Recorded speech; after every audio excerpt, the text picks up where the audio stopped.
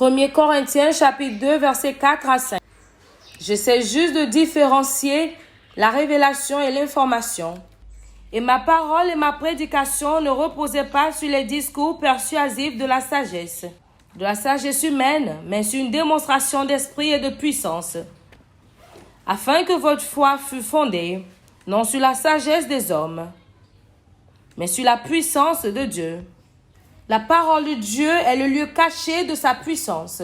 Tout ce qu'il dit, vous le recevez, et vous croyez en cela, vous renforce à être ce que vous recevez. La parole est venue. Et il dit qu'à celui qui l'ont reçu, il leur a donné la puissance de devenir des fils de Dieu. C'est ça, la puissance dans la parole. La puissance de Dieu qui transforme les vies est cachée dans sa parole. Toute vérité que vous recevez et que vous croyez en cela, vous êtes renforcé pour devenir. Vous êtes renforcé, et tu te prends une note. Vous êtes renforcé à la manifester. C'est ça la différence entre l'intellectuel. C'est ça la différence entre l'intelligence intellectuelle. C'est ça la différence entre la connaissance intellectuelle et la révélation spirituelle. Toute vérité que vous recevez et que vous croyez travaille correctement. Psaume 33, versets 18 et 19. Voici l'œil de l'Éternel est sur ceux qui le craignent, sur ceux qui espèrent en sa bonté, afin d'arracher leur âme à la mort et de les faire vivre au milieu de la famine. Alors si toute chose peut demeurer inégale pour la vie, cette parole fonctionne. Psaume 37, versets 18 et 19. La parole dit que l'Éternel connaît les jours des hommes intègres et leur héritage durera jamais. Il dit que dans les mauvais temps, ils ne seront pas honteux. Au jour de la famine, ils seront rassasiés, pas qu'ils seront en train de gérer, mais ils seront rassasiés. C'est ça la supériorité de la révélation à l'information. Cela fonctionne dans toutes les circonstances. Regardez ce que Dieu fait dans la partie du monde entier aujourd'hui. Nous sommes un grand ministère sous une économie déprimée et bâtarde. Alors, nous faisons la volonté de Dieu et Dieu confirme sa parole dans nos vies. Il y a beaucoup de différences entre la révélation et l'information. J'ai 53 ans dans la foi et la parole de Dieu continue de fonctionner. Les incroyants disent qu'ils veulent traduire la Bible et vous croyez en cela et vous commencez à citer ces versets. Les gens qui voudraient vous aveugler, vous croyez et vous continuez à citer les Écritures-là et vous dites que c'est de petits anglais. Il est temps de vous réveiller. C'est votre tour. C'est votre tour. Par la lumière de sa parole, sur cette montagne, votre histoire ne sera plus jamais la même. Alors maintenant, quelle est ma responsabilité d'alliance pour accéder à la révélation? Numéro 1. Le secret de Dieu est seulement accessible à ceux qui le craignent. Le secret de l'Éternel se trouve avec ceux qui le craignent et il leur montrera son alliance. Vous ne pouvez pas accéder à l'alliance de Dieu sans que la crainte de Dieu ne soit votre style de vie. La crainte de Dieu comme style de vie. La sanctification ne connote pas la perfection, mais cela montre à quel point vous êtes désespéré pour vivre une vie qui plaît à Dieu. Une soif et une faim pour la justice. Heureux ceux qui ont faim et soif de justice, car ils seront rassasiés. Paul est un homme qui avait l'accès inhabituel au mystère du royaume. Il dit, vous êtes témoins. Comment? De manière sainte et de manière juste et sans blâme, nous nous présentons. C'est pour cela que des personnes n'arrivent pas à céder au secret. Ils sont là seulement à nous raconter des histoires. Cela est seulement limité à ceux qui craignent Dieu. Daniel a résolu dans son cœur de ne pas se souiller. Et c'est en ce moment que le secret a été révélé à Daniel. Et Joseph a fui du piège de la femme de Potiphar. Et après, Pharaon dit, Dieu t'a montré toutes ces choses. Dieu montre seulement ses secrets à ceux qui le craignent. C'est comme cela que ça commence. Et c'est par où vous devez commencer. Et c'est par là que vous devez commencer.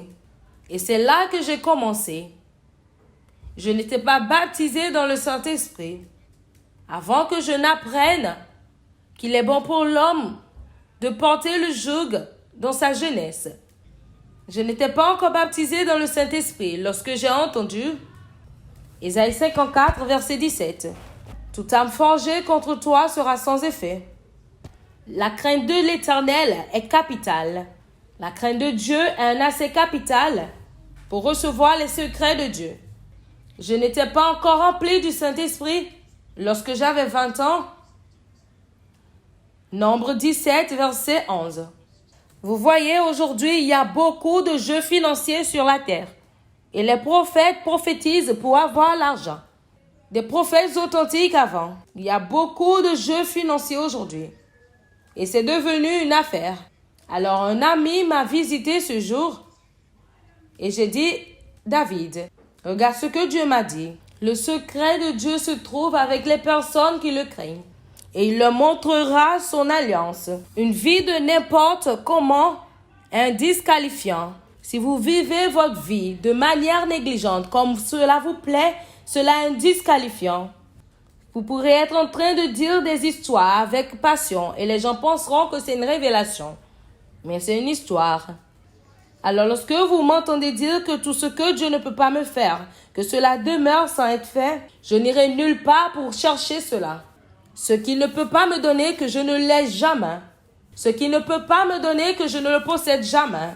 Mais ce que vous gardez avec moi, si vous le recherchez, vous le trouverez encore. L'histoire de quelqu'un en train de changer. Maintenant, nous avons un plus. Le Saint-Esprit est notre accès ordonné au secret profond de Dieu. Lorsqu'il viendra, il vous enseignera toutes choses. Vous pouvez avoir accès à quelque chose, mais vous ne pouvez pas gagner accès à toutes les choses sans le Saint-Esprit. Car l'Esprit de Dieu sonde toutes les choses, même les profondeurs. Peu importe ce que nous connaissons sur lui, nous amène en profondeur. Lorsqu'il vient sur scène, il nous amène en profond encore. Lorsqu'il vient sur scène. 1 Corinthiens 2, verset 10. Ils sont de toutes choses, même les profondeurs de Dieu. J'ai beaucoup de choses à vous dire, mais vous ne pouvez pas les porter maintenant. Il y a beaucoup de choses que nous ne serions pas capables de voir, à moins que le Saint-Esprit ne vienne.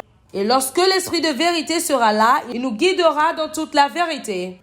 Alors il est notre accès aux choses profondes de Dieu. La crainte de Dieu est requise pour garder le Saint-Esprit à l'œuvre. Parce que vous pouvez l'étancher et vous pouvez également le blesser. Vous pouvez offenser le Saint-Esprit. Et vous pouvez même l'éteindre. Alors, sans la crainte de Dieu, le Saint-Esprit est également limité. Il est limité dans ses œuvres. Vous ne pouvez pas avoir accès à une nouvelle huile. Vous ne pouvez pas avoir accès à une nouvelle huile. Vous ne pouvez pas avoir accès à une nouvelle huile avec un style de vie ancien. On ne met pas de nouveau vin dans de vieilles outres. Alors, en tant que la route ou le chemin au secret divin, vous devez craindre Dieu.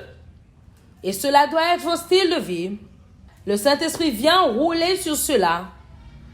Responsabilité numéro 3. Soyez engagé à l'étude de la parole.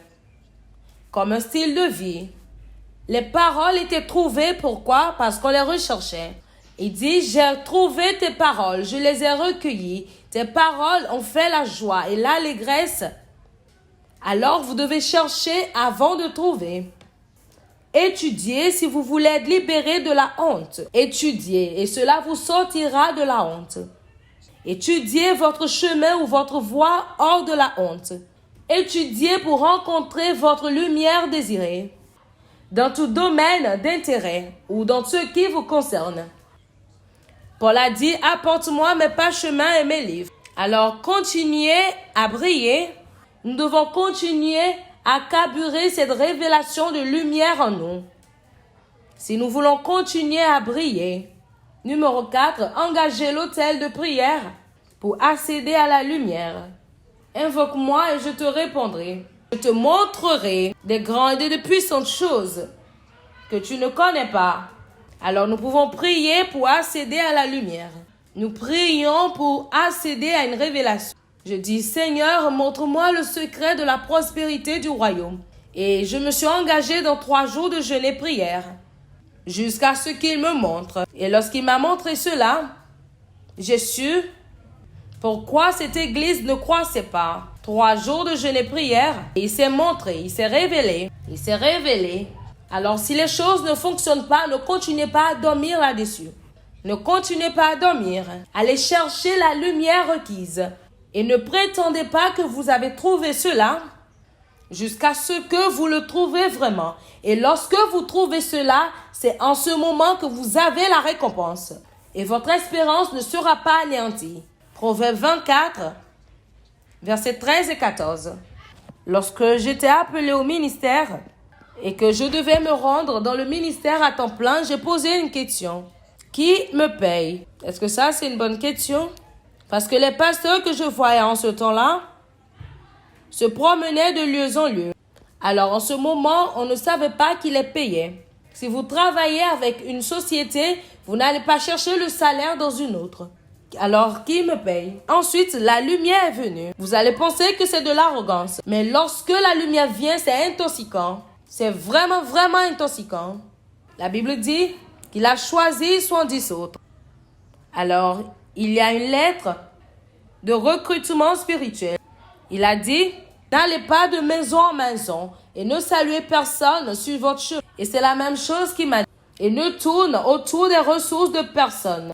Concentre-toi sur ton travail. Parce que le travailleur, et non le surveillant, est digne de son salaire. Le travailleur, l'ouvrier, et non le leader. Le travailleur n'a jamais recherché un salaire un jour.